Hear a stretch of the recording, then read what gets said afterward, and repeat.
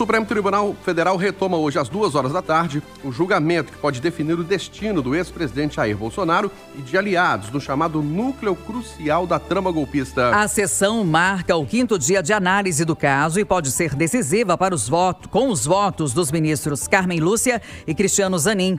Ontem, o ministro Luiz Fux fez o voto mais longo da história, com 429 páginas e mais de 12 horas. E votou para absolver Jair Bolsonaro e outros 5 réus. A primeira turma do Supremo Tribunal Federal deve concluir hoje o posicionamento da Corte em relação ao julgamento do ex-presidente Jair Bolsonaro e outros 7 réus por tentativa de golpe de Estado. A sessão será retomada às 14h, quando serão conhecidos os votos da ministra Carmen Lúcia e do presidente da turma, ministro Cristiano Zanin. Até o momento, só há maioria para a condenação do tenente-coronel Mauro Cid, ex-ajudante de ordens de Bolsonaro, e do general Walter Braga Neto, ex-ministro e ex-candidato a vice de Bolsonaro em 2022. Ontem, ao longo de quase 13 horas, o ministro Luiz Fux apresentou o que deve ser o voto mais divergente da posição do relator, o ministro Alexandre de Moraes, já acompanhado integralmente por Flávio Dino. Logo na análise das questões preliminares apresentadas pelos advogados dos réus, Fux defendeu a anulação completa do processo por considerar que o STF não tem competência para julgar o caso, já que os acusados não têm direito a foro privilegiado.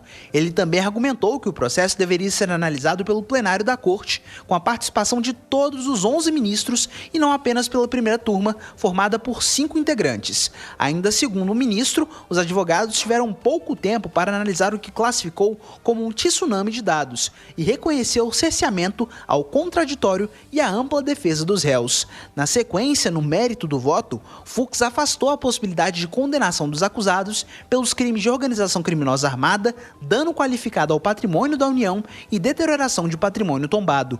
Em uma divergência com Moraes, o ministro considerou, por exemplo, que as reuniões para discutir um possível golpe de Estado não são atos de execução, mas de preparação e, por isso, não podem ser punidos. A cogitação pode limitar-se a conceitos internos, existentes apenas no psicológico do indivíduo, ou revelar-se externamente por fenômenos concretos, a exemplo de reuniões para traçar estratégia ou documentos que materializem aquele plano.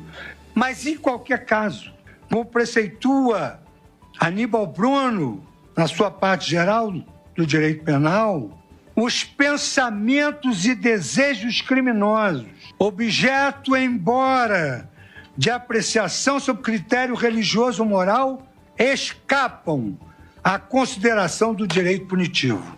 É o que se colhe do velho adágio romano: cogitationes poenam nemo patitur, ou seja, ninguém pode ser punido pela cogitação. Depois da fundamentação teórica do voto, Fux fez uma análise individualizada das condutas de cada réu. O ministro votou pela absolvição de 6 dos 8 réus: o almirante Almir Garnier, ex-comandante da Marinha, o deputado federal Alexandre Ramagem, ex-diretor-geral da Agência Brasileira de Inteligência, o general Augusto Heleno, ex-ministro do Gabinete de Segurança Institucional da Presidência, Anderson Torres, ex-ministro da Justiça, o ex-ministro da Defesa, general Paulo Sérgio Nogueira, e o ex-presidente Jair Bolsonaro, apontado pela PGR como líder da organização criminosa, mas que para Fux não há provas que apontam neste sentido. Não há provas suficientes para imputar ao réu Jair Messias Bolsonaro os crimes de tentativa de abolição violenta do Estado Democrático de Direito, 359, golpe de Estado, dano qualificado pela violência e grave ameaça contra o patrimônio da